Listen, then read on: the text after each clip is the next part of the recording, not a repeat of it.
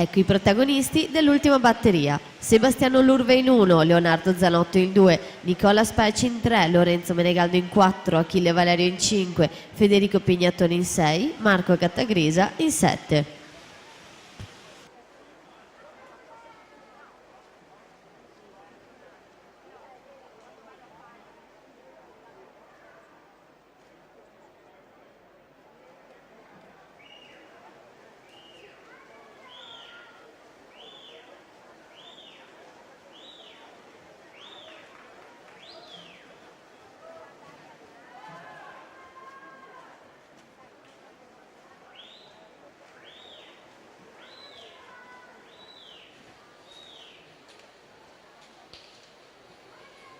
Lorenzo Piri alla 4:58,00, quindi va davanti in classifica